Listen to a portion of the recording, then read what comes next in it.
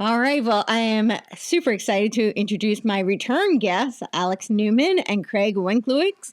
And I thought this would be great to get the two of you together to do a little discussion on kind of what's going on with Trump coming in. But we still have this UN agenda looming. And I know, Alex, you were at the COP29 conference where they're espousing their climate crisis. And of course, the United States has to fund this crisis. And we know that this is behind so much of what the technocracy is trying to foment with all of their carbon credits and carbon sequestering. And now they have, I think people might be familiar with the Project Stargate. Now we have the AI precision medicine, but they also have AI precision agriculture. And I last year testified for my state Senate regarding the natural asset companies. I was really just trying to get people to submit their comments so that we could stop this ridiculous SEC proposal to put natural asset companies up on the New York Stock Exchange. Fortunately, we did, but of course, as usual, they rename, they rebrand, and they don't give up quite that easily. So we've got something called the Sustains Act that they're still trying to push through. And of course, through the states and locally, they're really aggressively trying to push through these conservation easements, which is a way that they can get their ecosystem management services and essentially push through that same 30 by 30 agenda that the Biden administration renamed America the Beautiful, because that sounds a lot better than we want to take 30% of the world's lands and oceans, which is, of course, because they tend to be kind of greedy. That is just a stepping stone to the half Earth agenda. So all that being said, I thought, Craig has such a great background in the finance sector, real understanding of the markets and the dollar and how all of that is playing a role. And Alex, all of your understanding on, just this whole globalist agenda, having firsthand been to so many of these conferences and knowing that it doesn't seem like that. I think a lot of people feel like, oh, we can rest easy. Trump's in office. He's already called the whole thing a hoax. And, that he's going to save it, or at least save the United States. But I wanted to know what you think, because this agenda seems like it's a lot bigger than Trump. And unfortunately, Trump does seem to be surrounded by what I would consider to be technocrats. So, yeah, what are your thoughts on any of that to open it up?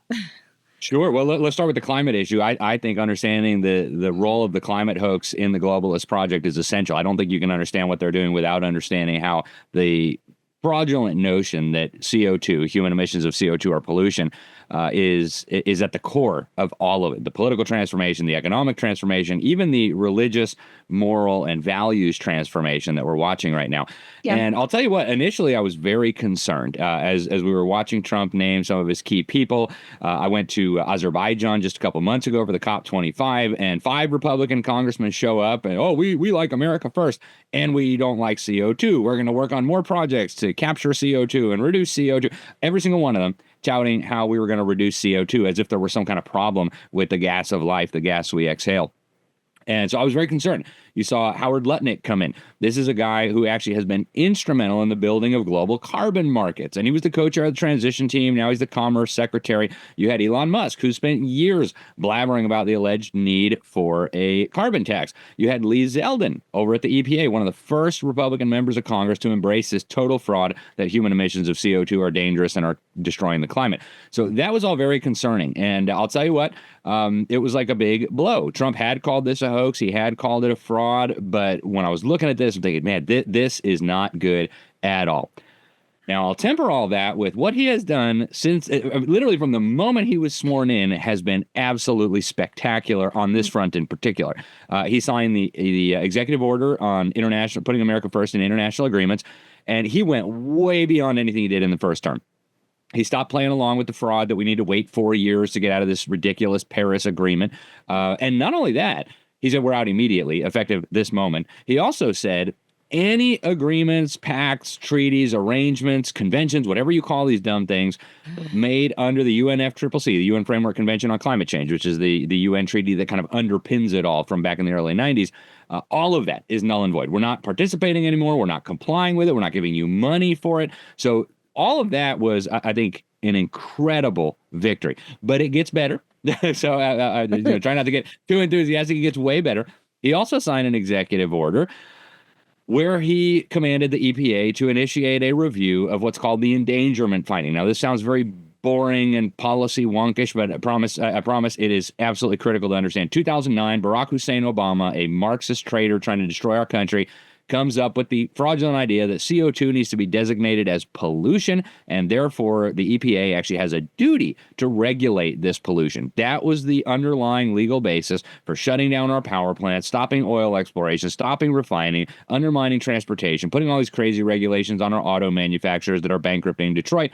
And so now, I mean, he can't just wave a magic wand and say it isn't pollution. He has to go through the legal process unless he wants to be accused of being a dictator and stopped by the courts. So the process has now been initiated. I just yesterday spoke with the former chief of staff at EPA who actually led our original withdrawal from the Paris Agreement. And she tells me that she's very confident that this review is going to find the obvious fact that CO2 is not pollution. Thereby, all of the regulations that depend on that finding crash down in on themselves. So really good news, some kind of mixed news, but on the climate front, I'll tell you what, I'm super encouraged. That is awesome. Yeah. What are your thoughts on that, Craig? Well, just piggybacking up for sure. Howard Lutnick was definitely questionable. Great background going, lost his parents at a young age, right? Went through the whole 9/11 crisis, lost half of his company, made some great moves. But when he was questioned during his testimony, when he was being questioned, one of the things that he left out was one of the senators was questioning him, asking him about, his ties with Tether and some other things. And he really tried to skirt that question. And then he ultimately ended up talking about, our company has some involvement in convertible bonds. But then you see a lot of good things coming out of him on other fronts, right? From the commerce perspective and he still hasn't even been approved. And then on, Lee Zeldin, same thing. Yesterday we saw some great things come out of Lee Zeldin in terms of, again, definitely questionable coming in, but now we see him clawing back, right? All this money that was out there. And, we see them coming down, right? We saw the videos done, I think it's O'Keefe Media Group, right? Of them jettisoning the $50 billion, the gold bars off the Titanic. And we see Lee Zeldin clawing that back, right? And he's got the full force of the government behind him. And this power, this group is just getting stronger and stronger all the time. I mean, it feels like they've been working on a very small core group and yet stirring a lot of things up. When they actually get situated and they're working together, assuming that they can, I mean, it's going to be a pretty powerful front. And so all the stuff you were talking about, I definitely want to learn more about, what you were just talking about. What did you call it, Alex? The environmental? I didn't even catch the endangerment finding. Endangerment finding. Yeah, I definitely want to dig into that more because that's the kind of stuff that people need to know about, but nobody really talks about. You know what I mean? It's that important stuff. And that's the real thing, I think, here is to try to bring more of a voice to that kind of stuff so that I can talk about it on my show. Courtenay can talk about it and just keep spreading it. Because that's the kind of work you're doing that's just not getting out there. And I think that's what's so important in all this is that we make sure that we take that good information and get it out there and support, the people that are behind all this, trying to do the good work. Absolutely. What are your thoughts, both of you, in terms of the because with the natural asset companies, a lot that didn't go through. But what they did push really hard with is these climate smart commodity projects. And in 2022, they actually put in $3.1 billion, the USDA, towards these climate smart commodity projects. And this is all about the AI precision agriculture, which is essentially leading to like a synthetic food industry. And this is linked to, I think the goal, at least, from what I've read, it looks like the goal is to lead it towards some sort of a tokenized economy that is centered around this carbon, sequestering carbon credits as an offshoot so that even if they are people like Al Gore who are, putting off more carbon emissions than most people, it's okay because they have so many carbon credits and that somehow offsets all of it.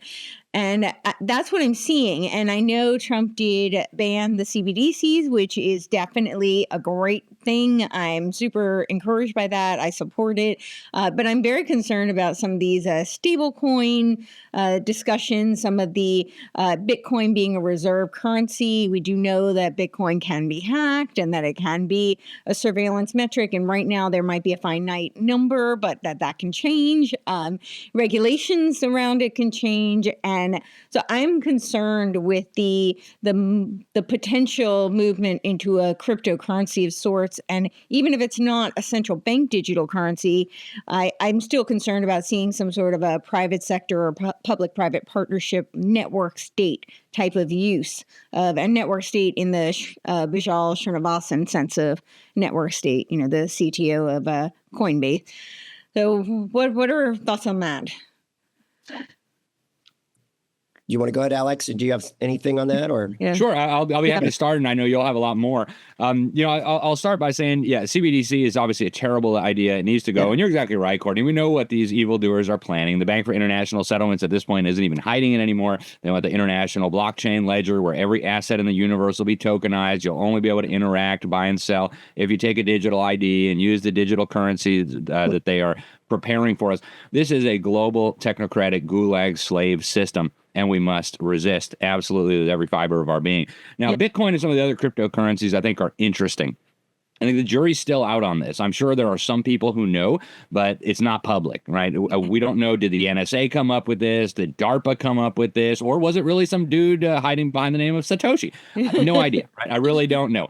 I think either could be the reality. Now, I think there have been hijacked too, right? That's right, the absolutely. merger possibility. Yeah, absolutely. And I think there have been some great benefits from Bitcoin, right? If you know people from Latin America, I grew up in Latin America. A lot of people who had to escape Venezuela were not allowed to take anything with them. They couldn't convert their crumbling currency into dollars or into anything else. So they couldn't get their property out of there. Total disaster. So what did they do? They put their life savings in Bitcoin. They put it on a cold storage device, got on an airplane, flew to Miami or someplace before getting to Miami, and then they had their life savings in their pocket. Woohoo! Right? That would not be possible if you were carrying a suitcase full of cash or a bunch of gold bars or something like that. So there are really good applications here that actually further freedom. But I suspect that the evildoers, just like any technology that can be used to advance freedom, like the internet, will try to weaponize that against freedom for surveillance and eventually to force us into this control grid. So we need to be very careful. Full disclosure, I'm a little bit invested in some of the cryptocurrencies. In fact, I started buying Bitcoin back in 2010, 2011. I'm a little bit involved in this space. I have a little bit of a personal interest, but I still think we need to look at it very skeptically. And when you talk about these stable coins like Tether, I'm concerned that this is being used for another financial fraud. I don't think Trump understands this. I don't know whether Howard Lutnick does, but I know his company has been deeply involved in this process where they're using these stable coins to, work with the bonds and try to, first of all, flush a lot of the inflation into these things so that asset prices other than these weird cryptocurrencies don't go totally crazy. So I think there's a lot of valid concerns there. I am quite concerned about some of this, but I'm sure Craig has even smarter insights on this than I do. So. Well, one of the big things I wanted to add to that is, we were talking a little bit about the farming. And so there was a point in time, and I saw that you had done something with a farmer. It looked like you, kind of a more of a, I forget what the regenerative farming, is that correct? Yeah, that's right. Regenerative farming. And so there was really the pathway that we could have taken at one point, the chemical farming or the regenerative farming, right? There was this branch in the road. And obviously the system went out and went that way, right? And so that leads into this whole, it kind of leads into this climate change. It leads into the whole carbon. It's all this stuff's connected, right? And, the work Courtney's been doing on the NACs and then the sustainable development and the Sustains Act and all that kind of stuff. And it really ties back to where they were taking us with the currency. And, and telling us, and the other thing too, is telling us that the dollar was trash, and look, I get it, right? There's all kinds of arguments against the dollar, but I think all this stuff ties together in the sense that the dollar really, since 2008 financial crisis, which again, we know was a setup and a staged situation, right? Wall Street basically put this thing together, pushed out all the, these CDOs, CLOs, all these things that ultimately they knew were going to fail. Ever since then, the dollar's been in a really nice uptrend, okay? And yet we hear about it losing all this value. And it's really not true because and this will circle back to the agricultural part, but what we know that it's really not true because people will say, well, a dollar's lost all this value since 1850 or 1910 or 1920. We see all these charts, but it's really like a dollar cost averaging situation where people come in, they don't get all their money in 1920 and then cash it all out in 2025, right? It's like they basically earn income. So they enter the dollar with money, then they spend money in dollars and so forth. So they're just sort of using kind of like a stable coin or, it's a pass through, right? Mm-hmm. And so, in gold, we can say gold's outpaced the dollar. I get all that. But, back to the agriculture, right? The dollar's held up quite well. This has allowed the agriculture, right, the real estate property values to increase, okay, and hold value as a hard asset, kind of like gold. So, you're seeing real estate, an acre of farm ground, I was involved in some farming operations in Montana and Nebraska. And, we were picking up, land in Nebraska for $1,500 an acre sitting along the, these major aquifers. And so, you knew that value of that property was going to go up because the value was there, right? And I think that's the way these globalists were looking at it too, right? They were looking at this saying like, okay, where do we buy this land? How do we buy this land? What's the value? What are we trying to do with it? Synthetic foods, all these different things. Again, back to the chemical versus the regenerative, and so, it's the dollar and it's these assets that have been able to prosper, right, with this dollar situation, and we see it in South America too. So it's not like it doesn't happen everywhere. But tying all this stuff together is that, I think we're on a path to go back to this regenerative farming, okay? It's just how hard is it to get us off that rail, right? Once we went that one direction on the chemical side of farming, how do we get back there, right? And how do we turn this back into a prosperous situation? Again, currency related, because again, all this agriculture, it's either consumed locally, domestically, or it's sold off and moved around the world. And as soon as that happens, it becomes a currency translation, right? And we're seeing as the dollar goes up, we're seeing all these other currencies devalue against it. And it makes it hard for them to buy our U.S. agriculture, right? It makes us, when our dollar goes up, it makes it easy for us to buy other people's agriculture products, but it makes it very hard for them. So again, the farmer gets squeezed. And I'm just concerned that can we get to that, unless we go domestic and we only cordon off the U.S. and we sell it internally in small communities, how are we going to sell this agricultural product globally when the dollar is going up? Does that make sense? So I'm trying to tie all that together with the currency, with the regenerative farming, with the chemical farming, where the globalists were trying to take it. And it's more of a question than anything, because I don't really have the answer to how all this is going to come together. But I think it goes back to these things like COP29, right? And the first COP20. I mean, all these things tie together in my mind, right? It's just a matter of, it's these neural nets, these fibers that we have to uncover, you know what I mean? And we have to understand how all this comes together.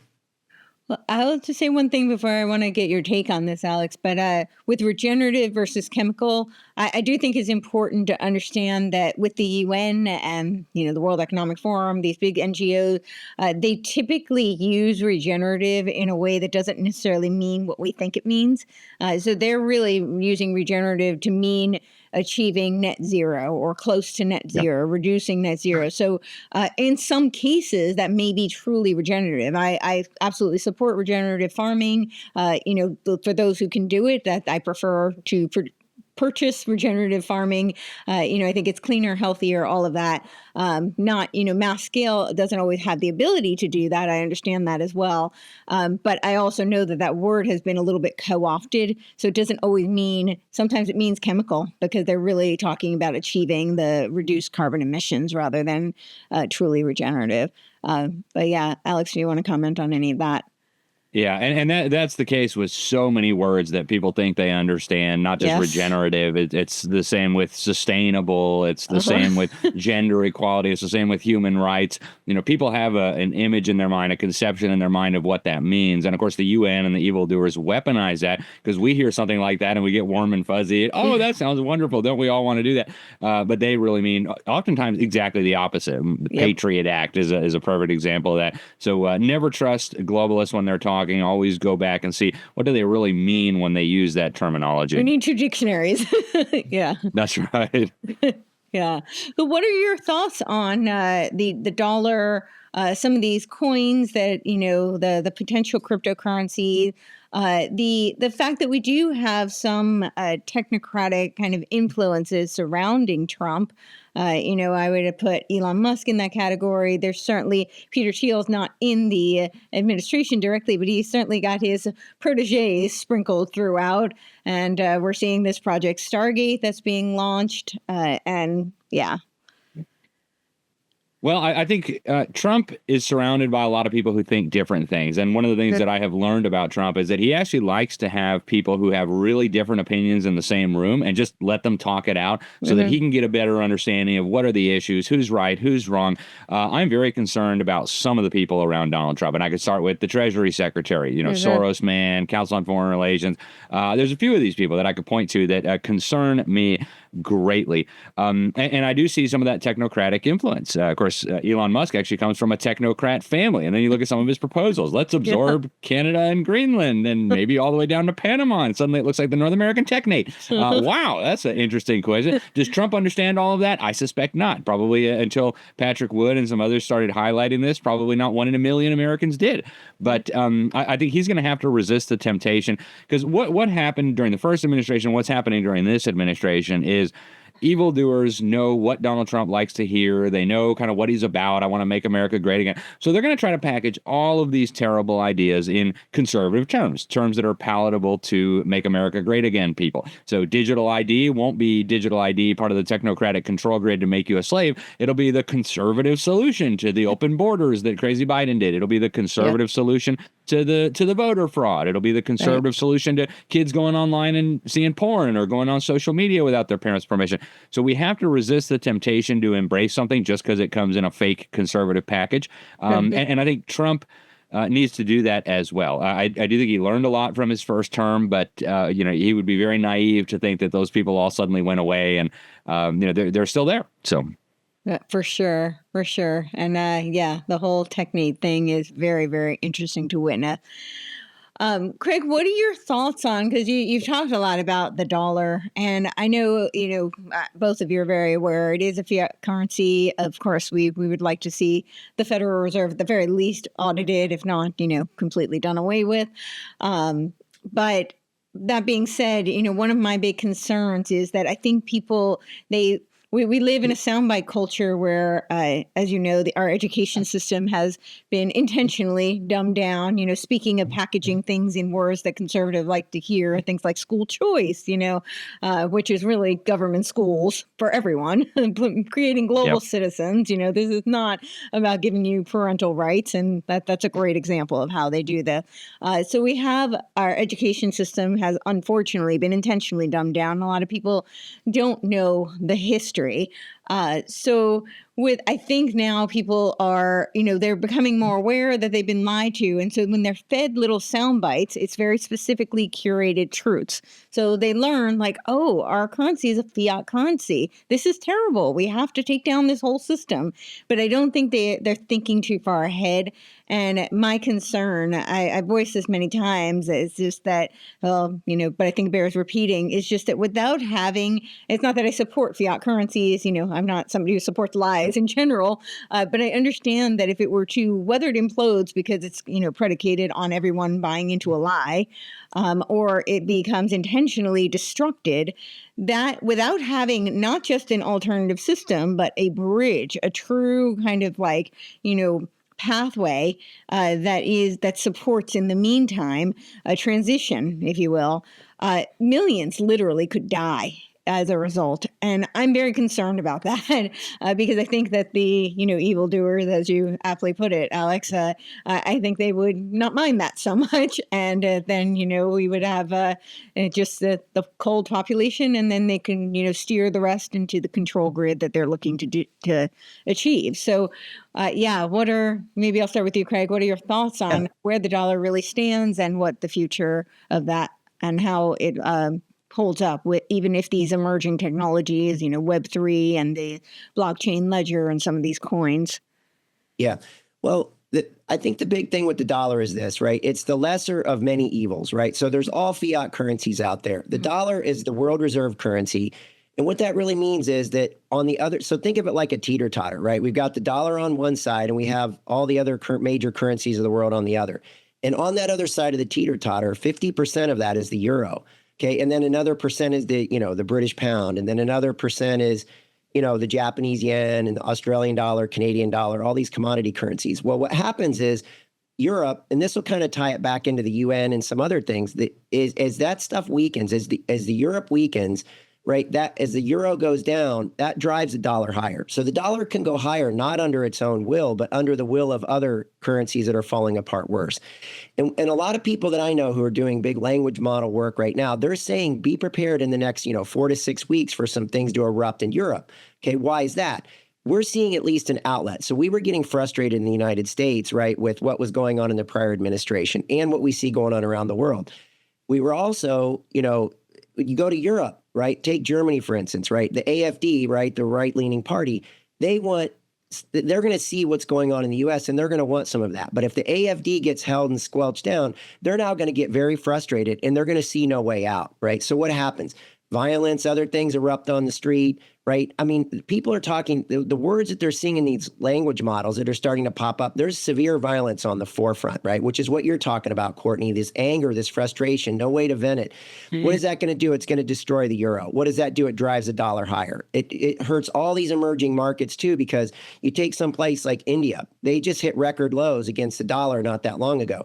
Who's coming to town this week? And, Narendra Modi, right, to come and negotiate with Trump ahead of get out front of these tariffs before they get out of control. This goes back to all the agriculture stuff, too, because, again, remember, all this stuff has to transact through the currencies, right? When you do a big currency exchange from China to the U.S. or China to South America or China somewhere else, it all has to go through these currencies. So these currencies become very, very important. People they don't give enough value to the currency. Now, what's the next form of some kind of a cryptocurrency, something else? Well, that's a big topic for discussion. We're going to need someone with some serious brain power and some way to merge us on the off ramp, right? We're on this highway, this fiat currency highway, and somehow we need to get off of it, right? But we need an off ramp. We need a smooth off ramp where it's not just, we don't just go off the cliff. You think you're getting on an off ramp and it's a 40-foot fall, right? It's not a smooth transition down to off the road. And I think that's what you're talking about, Courtenay, is that we need some sort of a currency that we can trust and that we can rely on, and I'll leave it at that, right? We could keep going on this, but I think that gets the point across. We really have to be concerned about what's going to happen in Europe, because that could be what drives the dollar higher and really creates a lot of turmoil around the world. Before you answer, Alex, I just wanted to know your thoughts on, do you think that the dollar can sustain? Like, do you think it's inevitable? I know people have this theory that because fiat currencies have a kind of life cycle, right? It's like 85 years on average. And so, that's what a lot of people are saying. It's inevitable. But I don't have the expertise that you do, but intuitively don't necessarily, that doesn't resonate to me. I don't know that it has to fall. I do know there are a lot of people invested in wanting it to. What are your thoughts on that?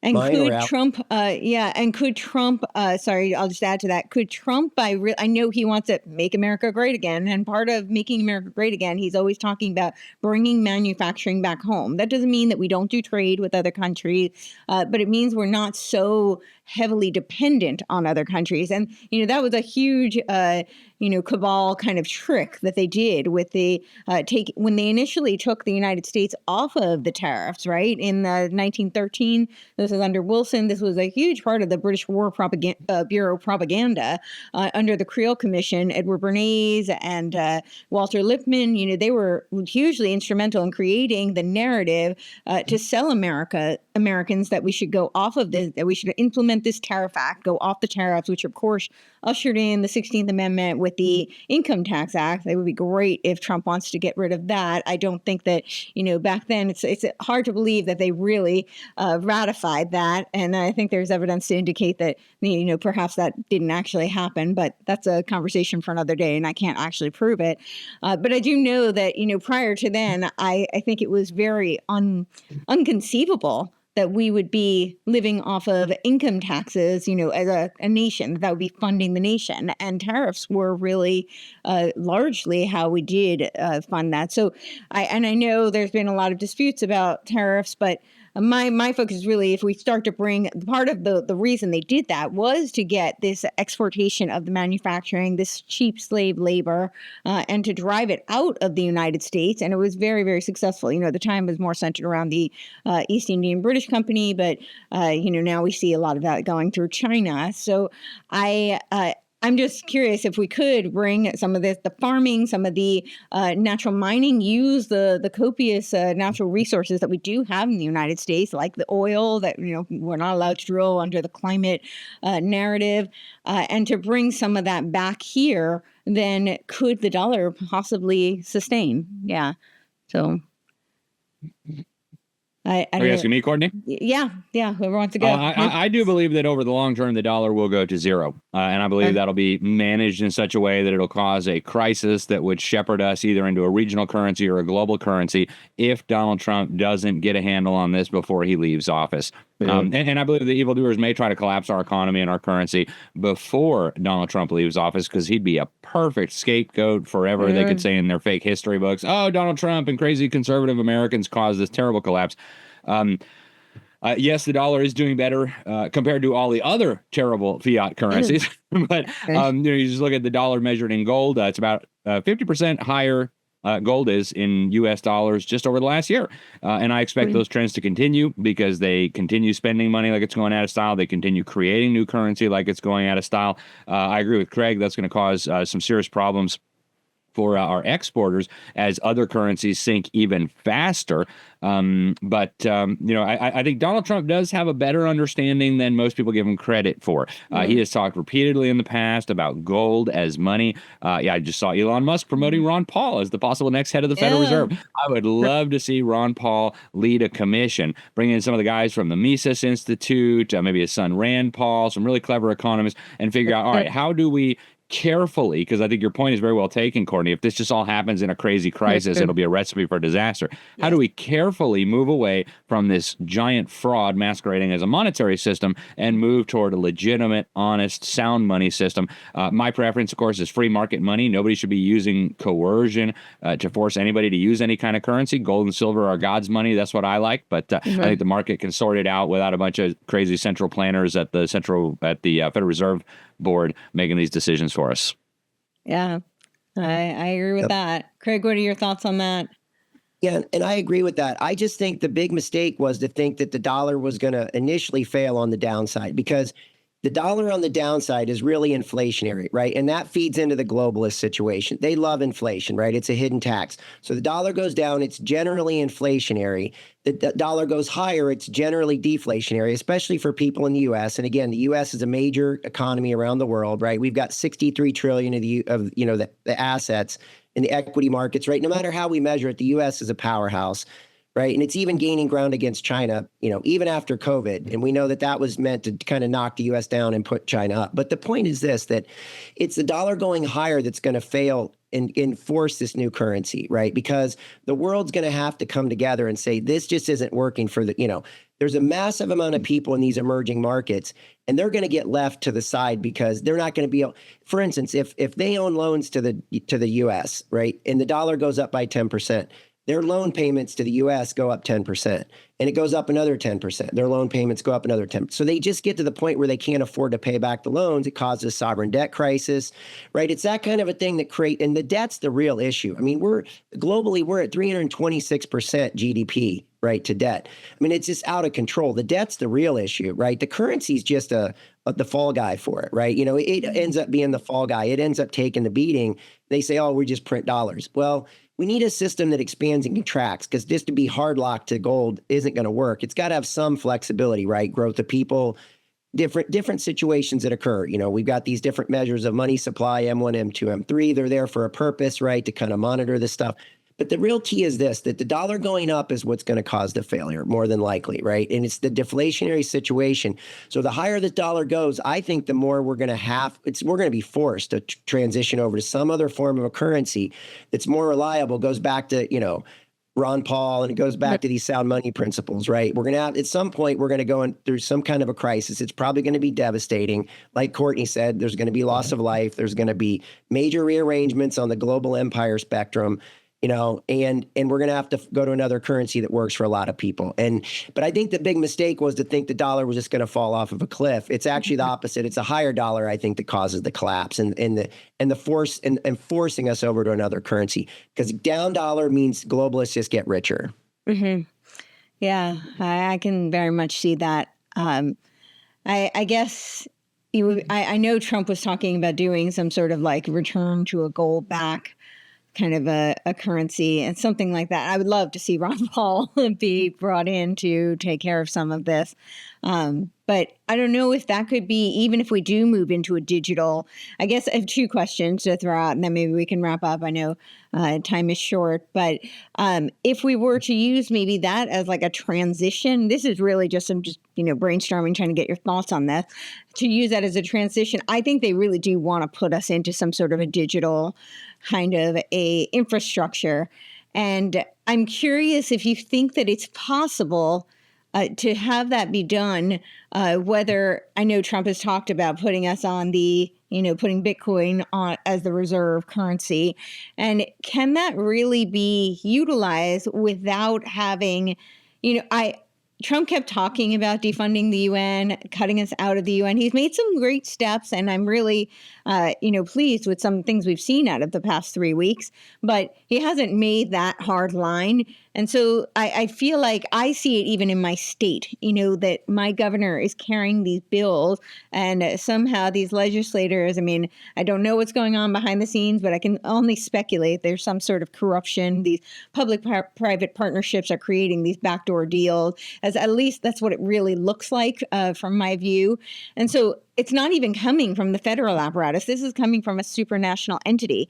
And so I'm very concerned about, I know what the agenda is, and I know that they want to use the cryptocurrencies. Part of the reason they wanted the digital central bank digital currency was to create the digital ID so that they can use biometric data to surveil everyone. And that, of course, would be tokenized. And this is like social credit system on steroids. Kroger already came out with their facial recognition technology, where they were going to determine that various prices would be adjudicated based on your biometric data.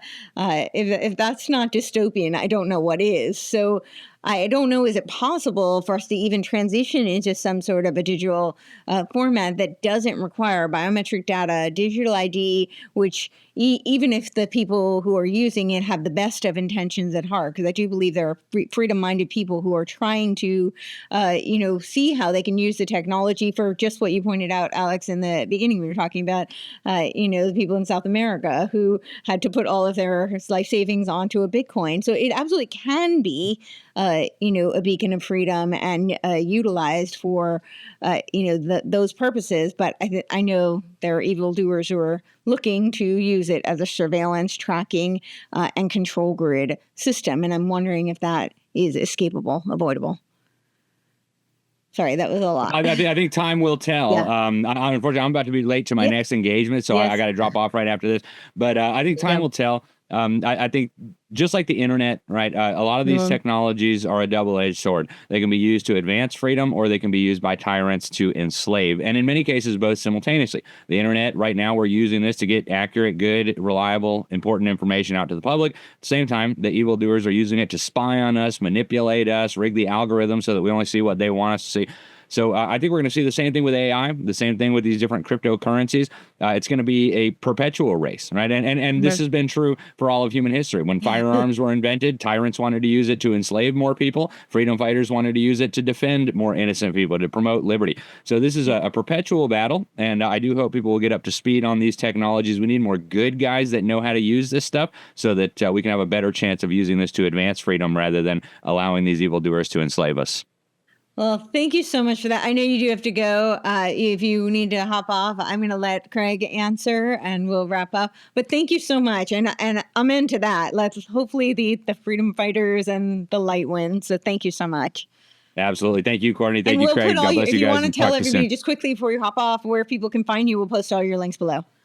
Thank you. So my personal website, libertysentinel.org. People can sign up for our free newsletter there. Also, I'm senior editor at The New American. Go to thenewamerican.com. Free daily headlines, all the important news that you need. And thanks again, guys. Really appreciate it. Yeah. Likewise. Thank you for all the work you're doing. So Alex had to leave, but that closed out with a lot of things I'm sure that you have insight on. I did want to just comment on when you were talking about the dollar, that it was going to be the upswing of the dollar that would lead to a need for us to merge into or move into other currencies. And I can definitely see that. I can totally see that. I do think if we had a more insular kind of economy, manufacturing and drilling and all of that, I think that would soften some of the blow to that transition. My concern is really just that they do some sort of a managed destruction, and then we have no on ramp to something else. And I think that either way, I can see that there being devastation, but I think it will be pretty catastrophic if it's done that way. So, yeah. Yeah. Well, and I think the thing is, I think we've talked a little bit about this before, Courtney, but, the dollar is this massive thing that's out there, and it's this massive transactional, structure entity that exists. And the odds of it just being slightly, broken up here and broken up there isn't very high. I think it's going to probably just explode. Yeah. And and what would make that happen? We talked about that. The world's just awash in so much debt. And so, we're 326% debt to GDP. So the whole world is, right? The US is, I don't know, we're like a little over 100%. So there's a massive amount of debt out there. And when this dollar explodes, right? And if it continues on the upside, right now we're sitting in the dollar, I don't know, let me just take a quick peek. So we're sitting at like $1.10 maybe. Okay, so like $1.07, right? 107 to the basket. You have like a boiler room in your space there. Yeah. So I live in a dome of like 35 or 40 monitors here. So the dollar is there's a very good chance that the dollar is going to make a run at like $1.15. So it's at 107 now. 115 is not hard for it to get there, right? It's technically not hard to get there, quantitatively not hard to get there. And it's even starting to make sense now when we see the stuff that Trump's doing. And we see the rest of the world, again, that euro falling apart is a huge contributor to that. It's 50% of the other side of that teeter-totter. Yeah. So when the euro starts to go down, it has a big impact. So if that euro in the UK and the British pound go down, it really puts the dollar higher. So there's a lot of factors right now that are driving this dollar higher. The odds are high that when the dollar basically explodes, okay, it's probably going to lead to a lot of these smaller currencies, like we've talked about with Aaron Day, where it's going to create smaller communities of currencies where people are going to be, because again, that's what happens with technology, right? You go to the mainframe, then you go to individual PCs, right? You go to these massive, big it's central, then it breaks apart and it goes private, right? We see that with governments, right? They go very much, government based, and then it goes into a private space, right? And just like things breathe, right? Everything cycles. People breathe in, they breathe out. I do a lot of work with harmonics and I see this all the time, right? Markets, they essentially breathe and they cycle, right? You can call it cycling, you can call it what you like. But the odds are high that when this shatters, okay, it's going to lead to a lot of individual currencies and a lot of local currencies.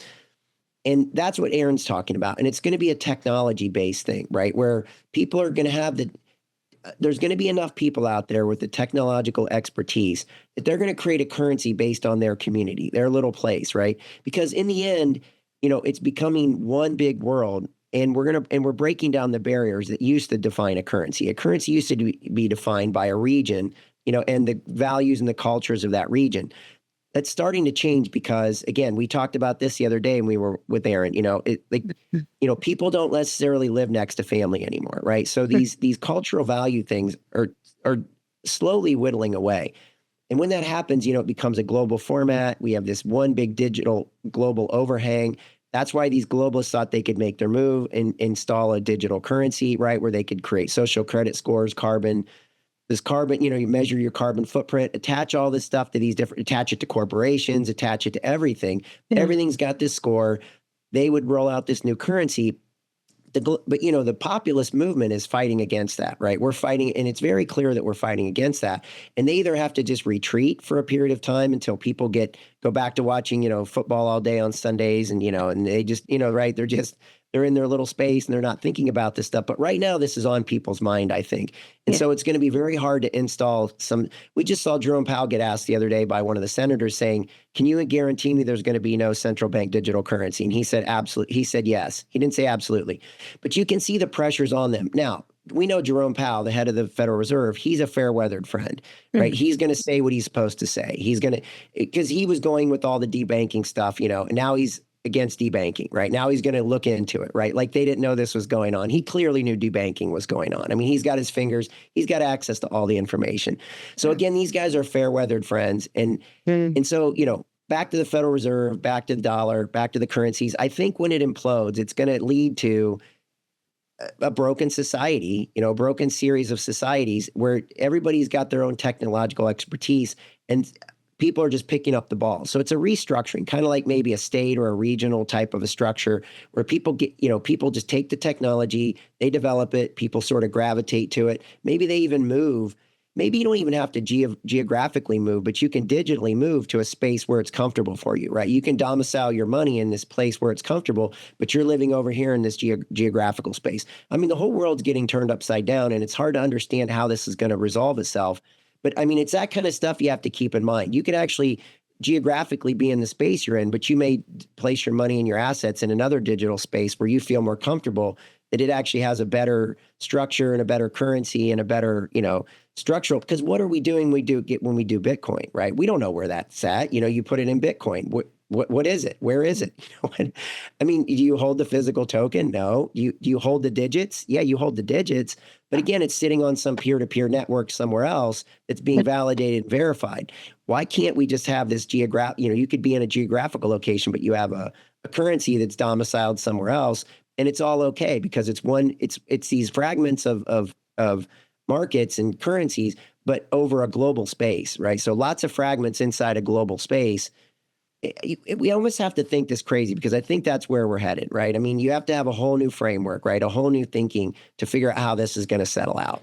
Because the dollar will go away in time. It's inevitable, right? It's going to. What do you think the time frame is? If you had to, Well, so I would think it's 2028 to 2032 because that's when a lot of these unfunded liabilities come. So right now it's which straw is going to break the camel's back, right? We keep putting straws on the camel's back. It's just which one's going to do it. And I think the big one's going to be when these unfunded liabilities really start to hit.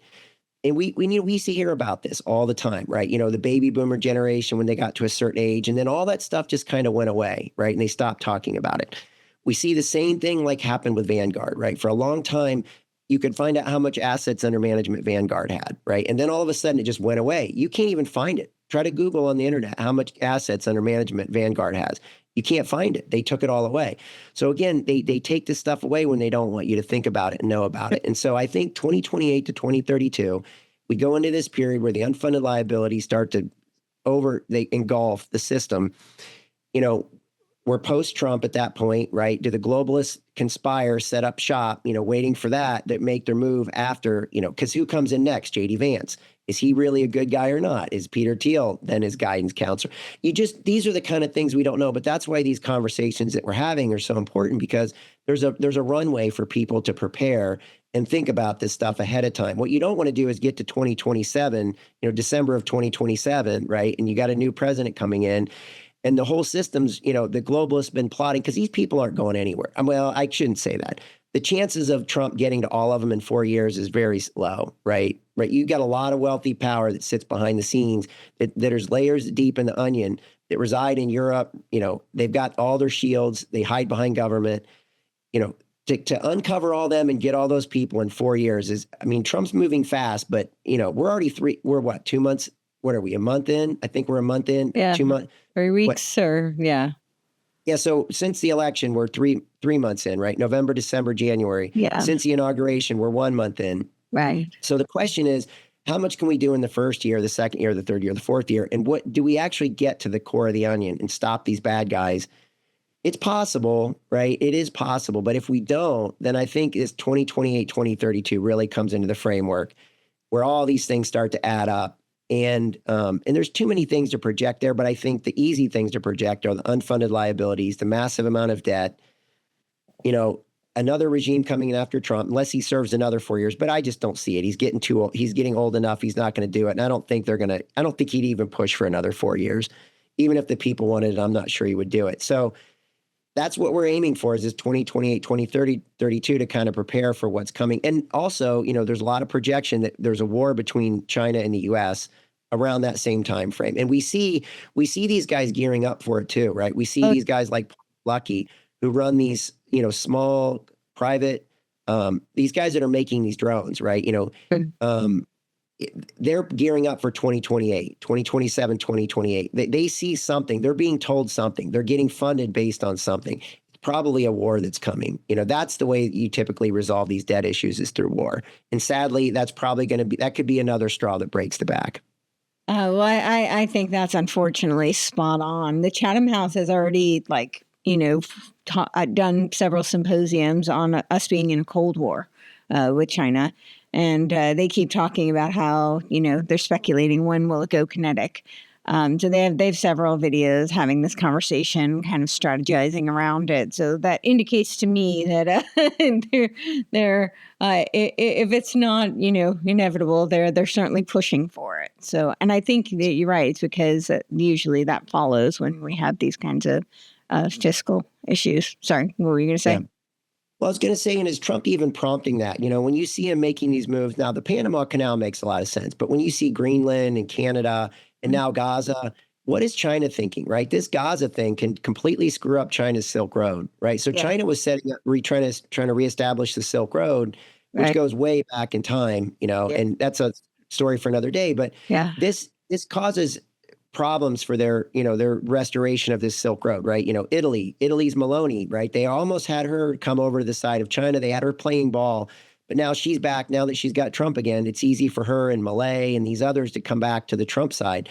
There's a lot of people in sway. Without Trump as a backbone, a lot of these people could easily be swayed over to the China Silk Road.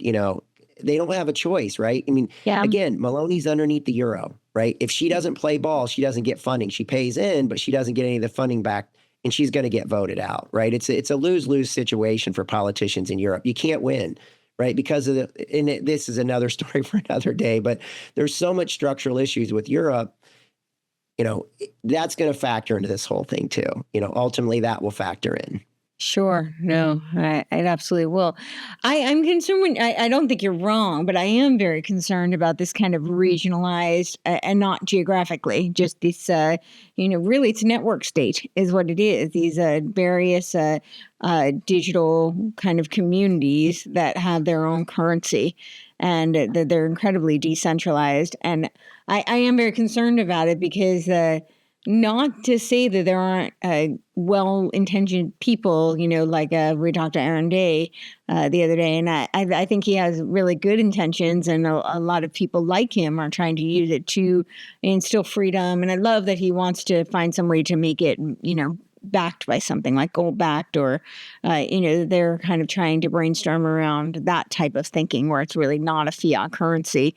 But even so, it's literally the network state is what, Srinivasan has laid out and Peter Thiel's championing.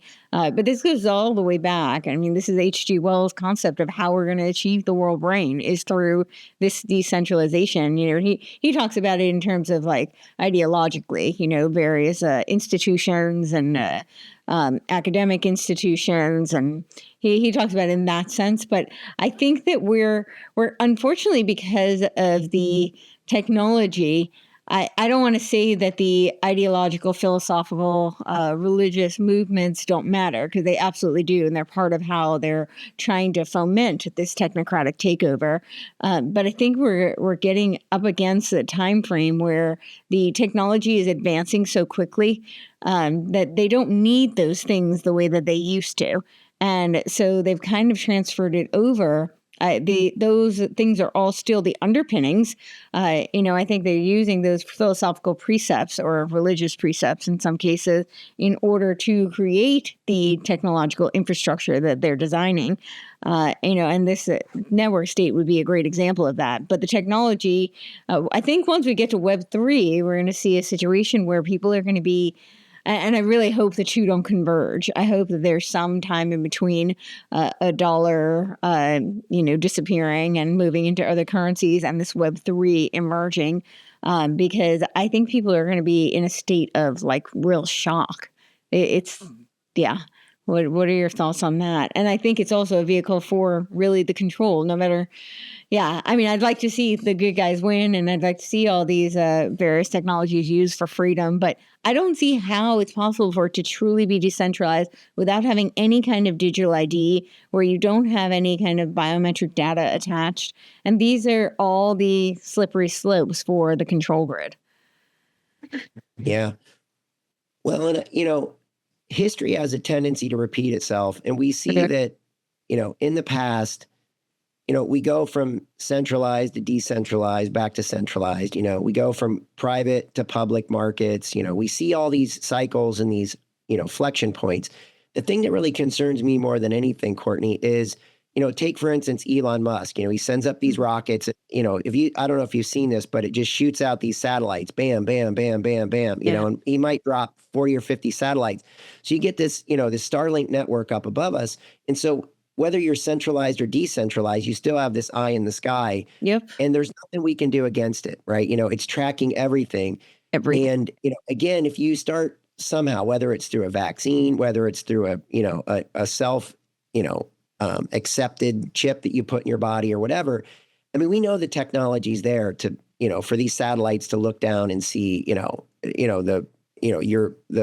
your pinky, right? They can see.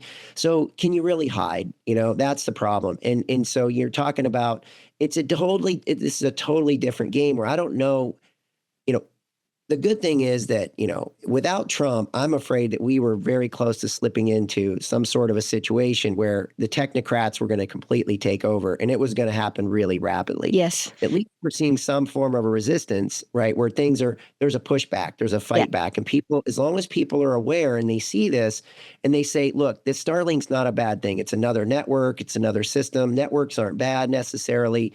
But we have to trust who's running this network. If that gets out of control, there's nothing we can do, right? We're in 1,000 years before someone might figure out how to get around this. It could take 1,000 years because you can't communicate. You can't share ideas, and if you get caught, bam, you're taken off to the gulag and you're done. We're talking about the greatest slavery potentially the world's ever seen if this gets out of control. It really is. We're on the precipice of some very bad technology. And I just don't know how you can equate some of this stuff to you can go back to the Ottomans, when they were trying to move in, and they were really taking a stronghold. They came up with the cannons, right? They had these cannons that really separated them from, and so what they do, they fired away until they blew their cannons up, but they were going to go until they went for broke. And then they finally did penetrate the system because the system was so weak. But you didn't have an eye in the sky, right? That story is an amazing story of that wealth and power transfer, when the Ottomans took over the maritime, they basically took over the seas and ruled until basically the beginning of World War I. But the problem was that, it was still a fight on a 2D level. You know what I mean? It was all at one level. It wasn't that third dimensional level, or maybe even levels we can't even understand that are out there, that are even that are not just three-dimensional, not just the satellites in the sky. So that's this thing that concerns me is history tends to repeat itself and it tends to rhyme, but then there's a new introduction, a new injection of something new.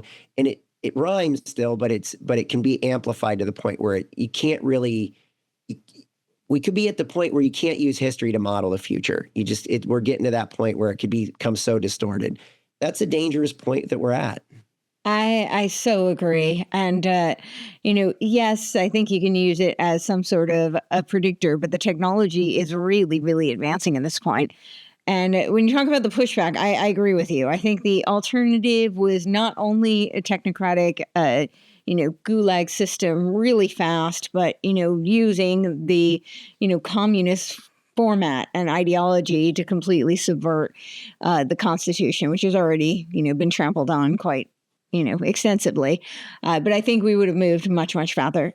I'm glad that, we do have some resistance. And, my thoughts on this. I think my audience does at this point as well. I think there's, shades of gray here. Like we can celebrate some of the wins that we're seeing. We can amplify those. We can reward them. We can try and extrapolate those into our local communities and really put pressure on our local whether it be in the school boards, whether it be in, the state legislators, wherever it is, take the things that we see that we want to see more of and make sure that those are amplified. But there's still a lot that I'm really concerned about. And when you talk about Starlink, that is hugely, hugely concerning. Talk about an all-seeing eye that, from up above. And when you talk about 3D possibly moving beyond that, that's really where I get concerned. And I know it sounds kind of crazy, but I've been, really studying some of this technology. And, tech is not my background, but I can read white papers and I can read science journals, so it's right there in black and white. It's pretty clear. And, they did all this experimentation during COVID. And a lot of this technology preceded COVID, but they did a lot of ramping up of these studies during that time. And when they start talking about like the 6G technology and how that's going to be tied to the Internet of Nanobio things, and this is not conspiracy theory. I mean, this is literally in the AI World Society blueprint documents. Like this is there. This is in the U.S. Amherst has released their full studies on this, and they talk about how they're going to use humans to harness their energy and to power 6G, and then 6G is going to be used for the Internet of Nanobio thing. Now, what does that mean when you have an external surveillance system from above, or even maybe it's not just surveillance, but it's using some sort of a record of biometric data, and it's all intertwining. And I know now I'm painting like a sci-fi picture, but the technology is there. So I think we saw it with the wireless body area networks during COVID, right? So they have some really advanced technology that can do some crazy kind of surveillance grid style gulag systems. So I'm very concerned about that. And when that gets tied to currency, that's when I feel like people really have no way out. And I think throughout history, what you're kind of alluding to is that we can look at history as a predictor, and we can certainly look to history to see the ingenuity of humans, right? They've often found a way. I mean, that story that Alex talked about with the Bitcoin in South America, how they use that as a means of escape, essentially, and for freedom. And humans have been so resourceful, but I'm concerned when the technology outpaces the ability to escape. And I think this movement towards the digital currencies, even those that have the best of intentions, we're all speculating. We don't know if the Bitcoin was initially created to be co-opted, or if it's been hijacked, or maybe it's a little of both. But either way, we know that it can be, right? And so that's indicative of the fact that any of these really have the potential to be co-opted. Now, there could be a scenario where you have just so many. It's so decentralized that they can't keep track of all of it. And that, but I think that could devolve into chaos as well. There's a reason why, I'm not in favor of the Federal Reserve, but we did see problems in the United States when every state had their own currency. And I mean, there's pluses and minuses, right, as there are to most things. So there is something to be said for some sort of interoperability. So I don't know. I didn't really present like a coherent kind of a question, or there's just a lot of thoughts spitballing, but. Yeah, but they're great thoughts. And I think, while we were talking with Alex, I just saw that, we were afraid that Trump, well, not afraid, but, the news was Trump was going to apply, reciprocal tariffs. And it came through when we were talking with Alex. I watched the markets here. They went kind of crazy. And it says here, President Trump, we will have reciprocal tariffs. VAT will be considered a tariff. Provisions will be made for non-monetary tariffs too. And I guess the thing is, when you think about this, in our lifetimes, we may not even really know what freedom is, in a lot of ways, because, we lived under this Federal Reserve system. We know that they act like they answer to us, right? We know, the formation of the Federal Reserve really came because of the earthquake, right? In San Francisco. So the way that it really came about was, JP Morgan's sitting in New York. The earthquake happens in San Francisco in 1906. JP Morgan steps in, backstops the whole situation, because what they were doing, the money was flowing out of New York to go and do the reparations in San Francisco. So then all of a sudden, a lot of the bankers sat there and they said, well, wait a minute, we can't let one guy have this much power. So, I don't know whether they brought JP Morgan into the club. There's a lot of controversy over that. JP Morgan sort of got tossed to the side in a lot of ways and ostracized. But the question was he part of it? And then you get into the whole Titanic, and there's a lot of conspiracy theories around that. And, but it might be, there's so much to it. There's definitely smoke and fire. But here's the key to all that, right? Is that, the Federal Reserve made a lot of sense, right? Break it up if something in the South is having a drought, right? If in the South we have a drought and it needs money flow, well, you take it out of the North that's doing okay, and you basically supplement that so it recovers more quickly, right? And you just kind of move money around. So the concept of it's very good. We know that the Federal Reserve hasn't done everything against us, but again, the taxation came the same time the Federal Reserve came, right? Yep. So then we go from this tariff-based system to the taxation-based system. Trump's telling us that we were wealthiest from the under McKinley, from the late 1870s until the problem is, none of us lived then, so we don't know for sure, right? But, again, it depends on how you measure it. But we definitely had some wealth at that point in time because we were ready for World War I to some degree, and I think the globalists said, let's move the financial center to the United States, right? That's what World War I and World War II were in my mind, right? With the transfer of wealth and the transfer of power. We see that through Operation Paperclip, right? We see them moving the scientists. So there's all these signs that was the whole goal, the Pentagon being built in record time. The concerning thing is China's building a Pentagon. I don't know if you see this, 10 times I have seen. They said it's going to far exceed the United States. Yes. And that should be a red flag. If history repeats itself, they built the Pentagon to house, all the scientists, right? They built it in record time. Why? It was a wealth and power transfer, right? It was a completion of the wealth. Now we see them doing that in China, doing the same kind of a thing. That to me should be a red flag that it's a wealth and power transfer trying to occur to move this to China. Now, the good thing is Trump is the kind of guy that can stop this. So is that what we're seeing as a wealth and power transfer being stopped in the midst? And we're actually going to see freedom for the first real time where we can choose the currency we want to denominate in. We might make a bad choice, but we can choose it, and that's the concept of, someone like Aaron when they're trying to do the Zano. This Zano thing's not easy. It's complex. I mean, sure. You got to go in and create your own app around this stuff and, you develop your own technologies around it. But the best mind's going to win, right? The best minds are going to win, and it's going to be the best technology. And so if we get a lot of people like that building these technologies, we can basically break apart the dollar hopefully in an off-road type fashion where it's not just, we don't just go off a cliff. Right. We actually, the technology fills the gap and we transition over to this other form of a currency. That's the hope. And so, kind of to your point and to all this stuff, I think is that, we're so worried about losing freedom, but maybe we haven't even seen freedom yet, in our lifetimes. That's a possibility, and could we actually see it? And if people get a real glimpse of it, maybe they, again, it's the carrot and the stick, are they drawn to it? And they say, and their eyes are opened up to something that they didn't even really imagine, because it's been so long since we've seen that. I know it's kind of a crazy concept, but it's a possibility, right? That how much it feels. That could be amazing. Yeah. But sorry, go on. Yeah. Well, because when you see 170 billion getting funneled over to Ukraine, right? And then we don't know where 100 billion of it went. And then you see this US aid, you see all these things. And this is one of the things I was hoping to get a chance to ask Alex about was, the UN with Trump in place and with all these things getting shattered, is the UN going to completely fall apart, right? Does it, without the backing, without this backdoor money funneling into it, is it going to just completely fall apart because the funding, it's just not going to be there? So you take away the funding and now you come down with the arm of the law. These things can't survive. I've questioned for so long, how do these things survive? Well, now we know because they were funneling so much money out the back door. If you take that and you put that into productive things, right? Let great minds, that's what these globalists wanted to do, is they wanted to tap all of our minds without us knowing. And they wanted to steal all the good ideas, right? Incentivize, okay, that guy's a dud, get rid of him. Okay, bring in the next one. All right, this lady's a genius. All right, keep her.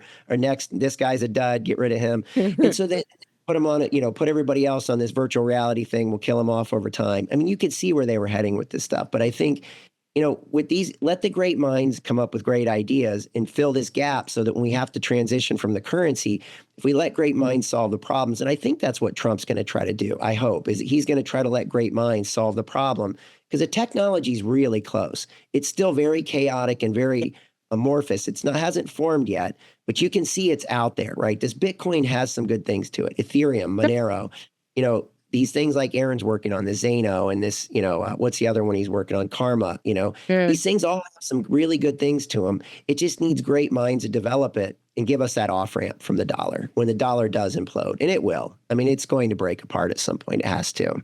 Right. Yeah. The idea of like seeing real freedom is I think you're right. We haven't really experienced it. And that would be, I don't know. I mean, it sounds just very, very exciting, but it's almost like inconceivable because I don't think we have really experienced it. And hopefully people would be really drawn to that. I don't know, though. Some people really they love their servitude. I think there are definitely different types of people. I always say that I have this theory that there's the RDR gene. It's a gene, the RDR4 with the seventh allele, and it's a risk-taking gene. They usually apply it actually to financial risk-taking, but they found that it really, does cover many other aspects of risk-taking. And so I have this kind of strange theory that theoretically, based on our founding, the United States, that our ancestors probably had a high we had a high percentage of people who had that gene.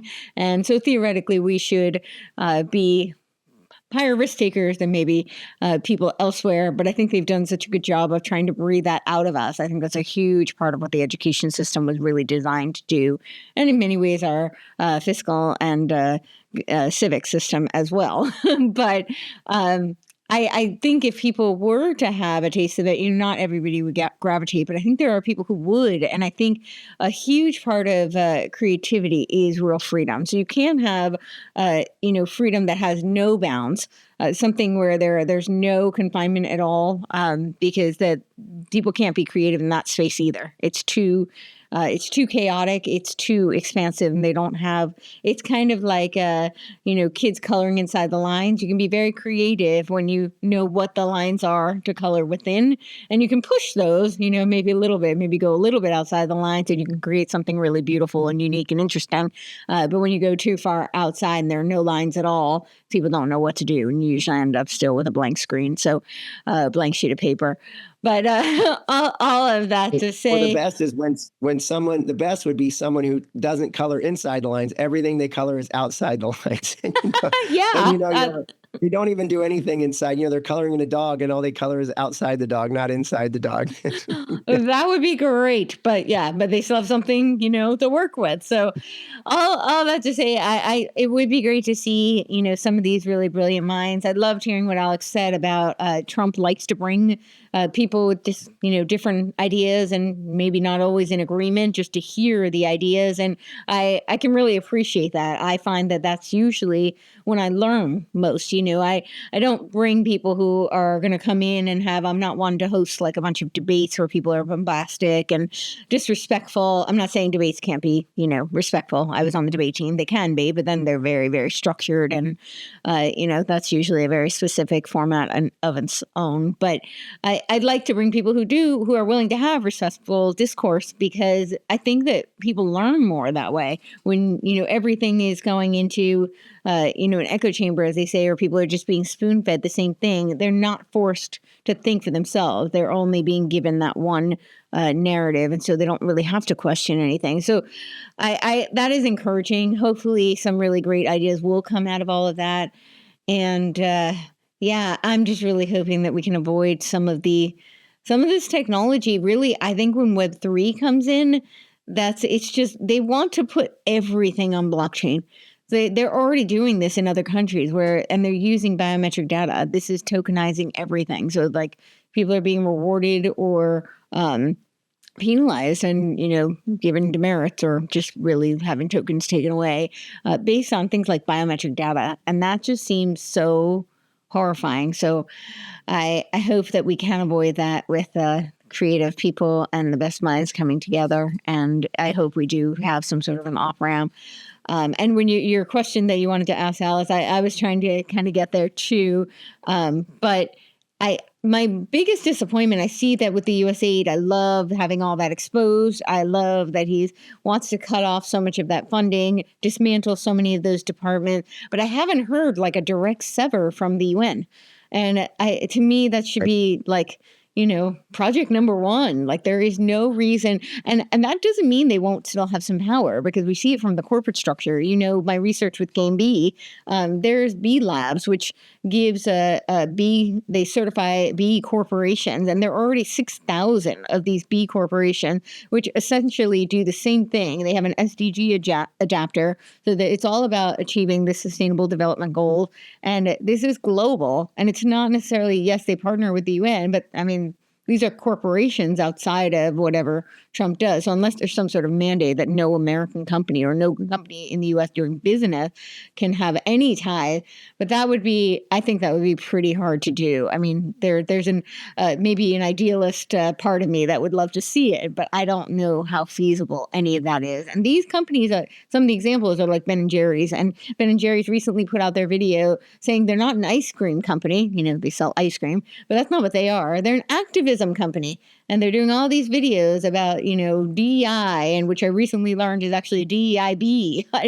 And which really is bridge, but they just keep changing things when it suits them. So I don't know how that could be, circumvented. But I think a first step would be, just cut the ties from the UN. And if he did just outright defund them, I think they would have a hard time funding a lot of what they're doing. And I've heard them say that. So I don't know.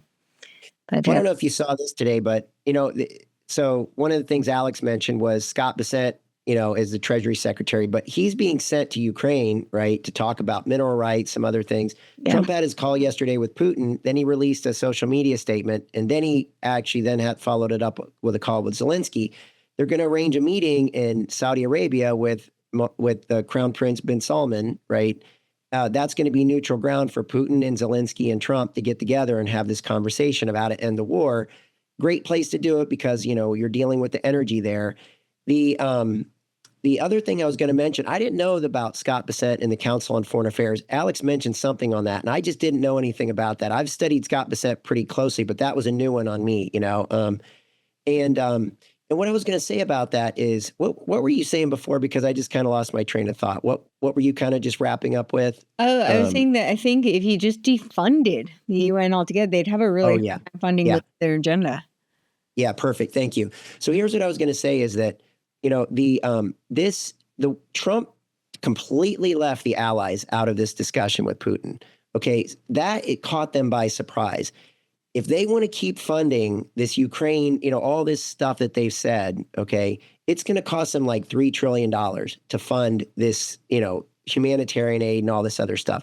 At the same point in time, the energy's been shut off to Europe. So Europe's also being stifled because they're not getting the energy flow that they normally get out of Russia that flows through Ukraine, right? Plus, we know about the Nord Stream pipelines that have been blown up and all that kind of stuff. So Europe's hurting from an energy perspective. The European countries that are allies, like, Hungary, right, Orban and Poland, right? Not Poland so much anymore because it's now under the rule of Donald Tusk, who's another Eurocrat who used to run Poland. Then he left, went in the Eurozone, worked there for a while. Then they cheated him back into the system. Now he's running, Poland again. And sure enough, as soon as he got in there, all this funding that had been held back to Poland, now all of a sudden it's all released, right? So he can now spend it. So we see who the friends are of Europe, and we see who the friends are of Viktor Orban, and Trump and Milei and these other guys who are standing strong against this globalist push. But the problem is Europe's going to come under a huge amount of pressure they're going to have to back off this. There's no way they can afford to pay $3 trillion. I mean, they're totally bust. If that starts to break, then it automatically starts to cascade over to the UN, because I think the UN and Europe are tied at the hip.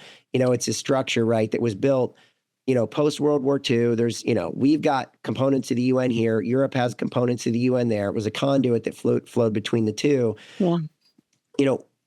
I think the USA is shutting a lot of that off on our end. The key is by doing this deal with Russia and forcing Europe to stand, if they're going to try to put this $3 trillion back into Ukraine, there's no way that they can afford it. And I think the UN sort of just, it's kind of like it just dies on the vine. I mean, maybe that's what's going to happen. It just sort of dies on the vine.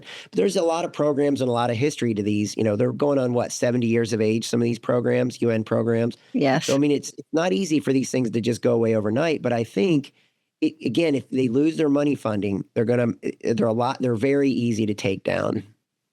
Yeah, no, I think, that's why I kept saying, I think Trump should just say, we're just not funding it. So, yeah. Well, that's encouraging. I'm concerned that I think there's a lot more ties with the UN and China than people realize.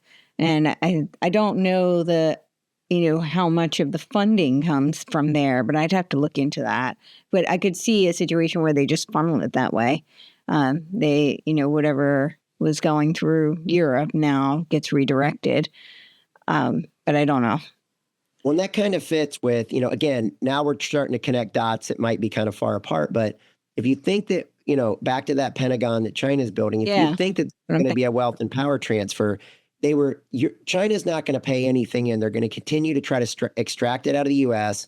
with these climate change and all this climate scam, right?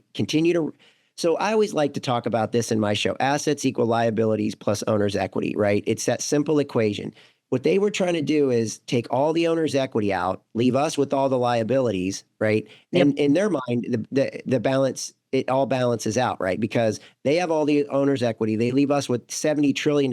They had targets. I mean, Brian Moynihan and Larry Fink both said, they thought that the U.S. could handle $70 trillion worth of debt. We're at 36 now, so we're halfway to where they thought they could take us before we would snap.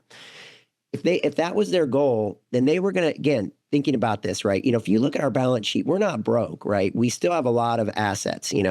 We saw Biden try to take away some of them with his offshore drilling before he left, right? That takes things off the balance sheet. When Trump said that, that was a good sign to me that he was looking at it from a business perspective and a balance sheet perspective, and he was looking to leverage the balance sheet. And so, back on point, what I think was going on is, they were trying to run up our debts, leave the American people with liabilities, steal all their owner's equity, move it over to China, okay, move this Pentagon that they were trying to build, give all the power to China, but don't make China pay for anything, right? And so that kind of fits with how much was China really paying into the UN? Probably nothing, right? Same thing we saw with the WHO, right? We saw the same thing with the WHO. They were getting all the control through the Wuhan Institute and all this stuff, but they were paying in a fraction of what we were paying. We were paying like 10 times what China was paying, but they had more influence over the WHO than we had. Yes. And that's what Trump called out. Some of these people have called out, and others, Rand Paul and some of the others were calling this stuff out. So it kind of fits with the theme. I know we're connecting dots and they might be far apart, but it isn't that hard to connect them when you think about it like that. If they were trying to steal everything they could out of the U.S., leave it, basically just no flesh on the bone, and move it all to China and set up shop over there, it sort of fits. The concept sort of fits. I think it totally fits. I think it's right in line with what it looks like the, I don't know if we'd even, I guess just call them the globalists, but it looks like that's kind of their plan. And I think I always think of like the 3 city states. So you saw, as you talked about this, moving everything over from, I guess, like the central bankers and the Bank of London and moving it over to the United States and leaving us as like kind of the front. And it looks like now that's the plan, is to transfer it over to China. And if they can create a nice hot war in the meantime, then they'll have the excuse for that to occur and to make it seem like it was an organic, natural kind of occurrence, when of course it wasn't at all. Like none of the others were either. So and I think to kind of prove that a little bit, we have new leadership in Japan. Ishiba Shigura, I can't remember. They both sound like last names and first names to me. But we have leadership there, and I don't think it's a really strong leadership. It's not like before. I mean, Japan's had some strong leaders in the past. Right now, the people that are running their finance don't seem very strong, and the leadership of the country doesn't seem very strong. We've seen some issues in South Korea, with leadership. We saw the coup d'etat take place there, right? We saw the sort of a coup d'etat, right? We saw the martial law get employed. right? And then we saw the leadership kind of fall, and then a kind of a coup d'etat running him out. So there's obviously all this fraction going on in Asia. And the one thing that the new Japanese leader did, it's Shigeru Ishiba. Yeah. So he's their prime minister. I've got it right now. So so he was trying to form an Asian NATO because he knows that he's seeing the fracturing happen on that Asian front. Sure. And, Japan obviously sides with the West, but Japan's very weak because it needs resources, right? It's a very resource weak country. So it needs these resources. And it's not real great friends with with Russia either, and it's definitely not great friends with China. So, where's Japan going to go to get its resources? It gets a lot out of Australia, out of the US, South America, right? Different places like that. Some out of Russia, I'm sure. But even energy wise, right? Japan gets a lot of its. We just made a big deal with Japan on liquefied natural gas not that long ago, right? So Japan doesn't even feel comfortable reaching over to its neighbor, Russia. And I don't know what kind of pipelines are in place either there. There could be no pipelines, and it could be more expensive to actually transport it across that Russian, that big open vast space in Russia to get it to Japan. But I guess the point in all that is, it's this fracturing that's taking place in Asia. And is that part of the plan to reorchestrate it? Was that part of the plan to break Asia up so you could put it all under the rule of China? We know North Korea, doesn't do anything without Chinese money. Right. And we know that South Korea obviously sided with the West. There's all these fractures there. And I think the goal was to sort of put Taiwan, right? We see that Taiwan's under pressure with China all the time. Same thing with Philippines, same thing with Vietnam. China's constantly flirting with the Philippines and the Vietnamese and running their ships into their ships and just trying to create chaos all the time, and just exert their pressure. It's going to be interesting to see when Trump, does this, if he does something with the Gaza or Greenland or whatever, this kind of spreading out, just trying to try to do the same and say, we're going to move in on Taiwan. That's the kind of stuff that'll set fires and cause these wars. So again, we see these military contractors gearing up for 2027. That's what you say, when's this going to happen? Right. How does this currency break? That could be one of the things, right? If they're gearing up for this period of time, 2027, 2028 could be when the war starts. Why would they do it then? Because they know Trump's on the way out. They're going to test the next leader, right? Whether it's JD Vance or whoever it is. You can see how they can start setting it up for that window of time. So until that point, I think a lot of it for the world is try to fake it until they make it. Till that point in time. I think that's right.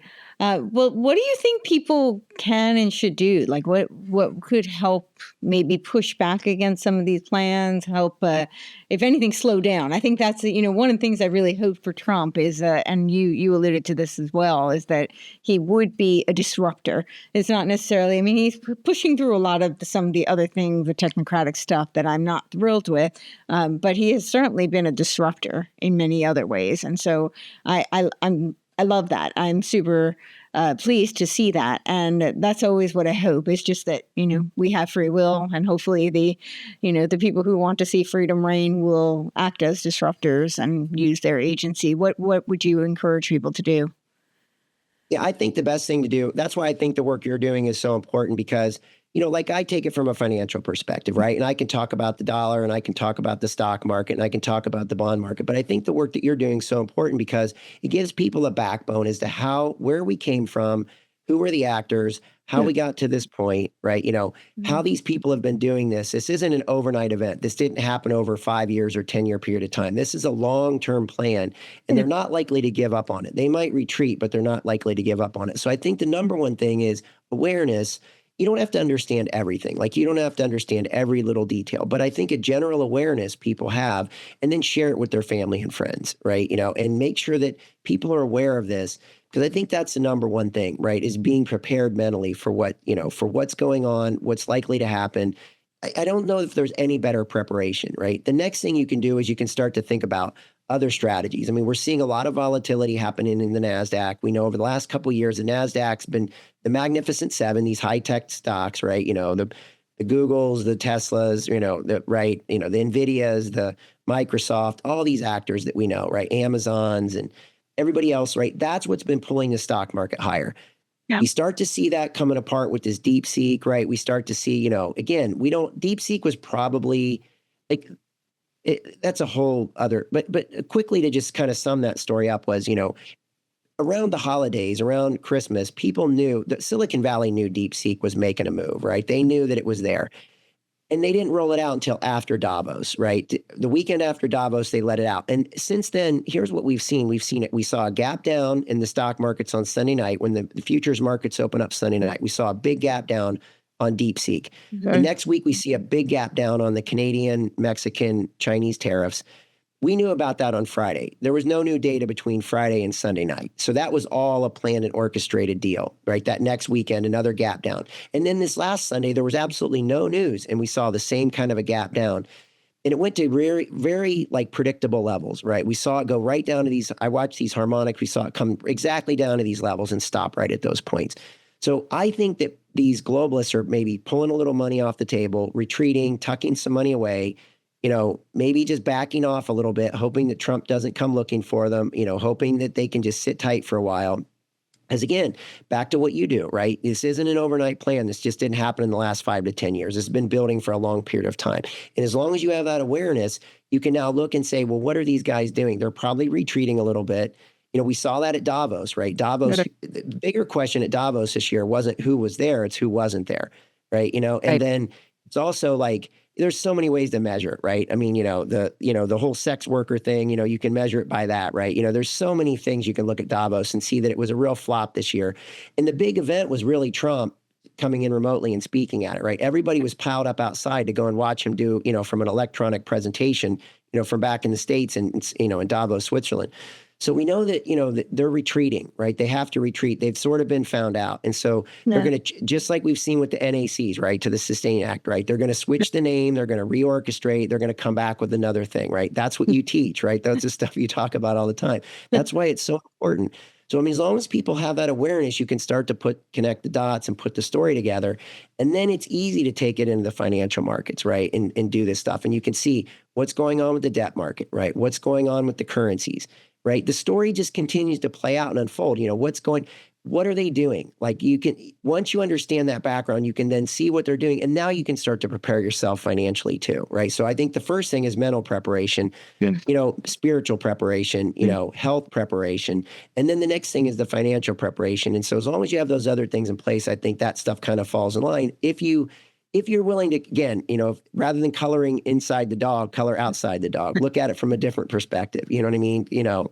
Just take a little bit different angle, because the media controls the markets, right? We know how this works, right? The Reuters, all these guys, I see it all the time, right? When they want to create a narrative and they're moving big positions, sure enough, news wires come through at just the right time. You know what I mean? It happens all the time. I've watched it for 20 years.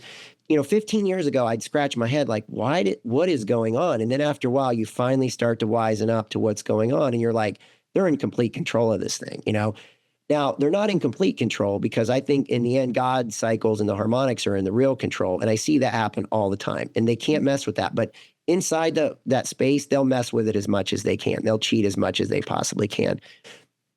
And that's why, you just want to try to figure out the fraud. And if you get good enough at it, you can turn around and burn them at it, right? Burn them at their own game. Because it's kind of like, martial arts, right? Aikido, you're not the aggressor. You let them throw the punch and you take their energy and redirect it, and they fall like a feather. You know what I mean? It's a piece of cake to drop somebody. So that's the key, is to just let them expend their energy. You move in and that's what I'm trying to teach people, is that you don't have to be a genius. You just have to understand a little bit. But if you don't have the mindset like you're teaching, you don't have the conviction to do what you need to do. That makes sense. Yeah, absolutely. Well, thank you for all of that. I'm so grateful, because you pull so many, threads together. So I think this is a really, really important conversation. If you have anything else you want to add, please do, and tell everybody where they can find you and all that stuff. Yeah. Yeah, no, I think that's pretty good. I don't think there's anything else to add other than, I think the big thing is, in the markets in general, like, there's sentiment, and it's just, how do you describe it? Here's a way to describe it. When the last buyer is bought, there's no one else to buy, right? And, okay, so a market hits a top. And when is the last buyer bought? Well, when everybody thinks it's going higher, right? You pull out the last possible buyer, and that reaches the top. When the last seller is sold, right, that tends to lead to a bottom, right? So that's what we call market sentiment. So what you have to ask yourself is, from a market perspective, do you think the last buyer is bought, based on this, NASDAQ? And a lot of times too, we think Trump's coming in. Here's one thing I do want to add is that, we think Trump coming in is a complete savior. But the problem is, the reason the markets are so high is because of the lies that have been told. Okay. Ever since Reagan, right? Everybody wants to hold Reagan out to be this great guy. And I do think he was a very nice guy, but a lot of things happened under his tenure. Deficit spending really kicked up with Art Laffer. These guys, some of these consultants came in who I think are suspicious people. They came in and gave him advice to start deficit spending. And it made decent sense at the time, right? It really did make some decent sense. And then they started to convert over retirement plans from defined benefits to defined contribution, right? That's from the pension to the 401k. Yep. And so the combination of those two things really drove the stock market pretty high up into the 2001 NASDAQ bubble. What happened around 2001? 9/11, right? So then we get a reset, market gets kind of crushed, right? People lose their faith in the system. They start questioning things. Are we being attacked by terrorists, whatever else, right? Again, the narrative gets controlled. And then what happens? We come out of and within a few years, we recover and the NASDAQ rallies. So I guess the point in all that is that, now that we have Trump, we think that he's going to be a savior, right? But the problem is, if he tells the truth, we're going to really find out a lot of the things that have driven the stock market higher really aren't very substantial and sustainable things. And so again, has the last buyer bought? Are we at a top? And what does that mean? How much would we have to give back to really, calibrate to the truth, right? So if the markets are going to recalibrate to the truth, we're going to talk about a Federal Reserve potentially going away, right? We're going to talk about a dollar getting in trouble, right? We're going to talk about, is this AI thing what it's really cracked up to be? Are there holes in it, right? Because they're spending a lot of money, but are they going to be able to recover it? And was that really ever the goal? Was it really the goal for it to be a profitable thing, or was it really meant to be a control mechanism? Do they have a technology that's 5 to 10 years out front, and they're going to give us the stuff that's old, AI agents and things like that, right? We may not be getting the greatest technology, but they're getting it. So, all these things that, all the lies that we're seeing come out with Cash, we're going to see it with Kash Patel and RFK Jr. and Tulsi Gabbard and, Pete Hegseth and all these people. If all this truth starts to get unraveled, what is that going to mean for the markets, right? Is it for real? And so that's the one thing I want to pose to people, is that we could be in for a 20 to 40 to 60% decline in the markets. And again, that's why these guys are creating these gap downs on these Sunday nights, right? And are they just taking their money off the table? They're going to retreat to their, Hawaiian Islands and their Maldives and their Caribbean hideouts, right? And that kind of stuff. And then they'll be there to resurface in 3 to 4 years. And they come back with a stronger play and they start their wealth and power transfer all over again. Again, NAC's the Sustain Act, right? It's just changing the name, rebranding it, and back they come. And that's the thing, and you can see this stuff in the markets. And that's the only one thing that I really wanted to add. And so with that, I'll just kind of wrap it up and say, you can find me Monday through Friday, 8 a.m. on Rumble, X, and what else are we on? Probably even, I think we might even show up on YouTube at some point, sadly. So, but anyway, I'll leave that onto its own. But so 8 a.m. and then there's, you can catch it anytime throughout the day too, if you want to learn some stuff about the markets. Wonderful. Well, I certainly have a lot to learn, so I'm very grateful to you. Thank you so much. And thank you all for watching and listening. Thanks.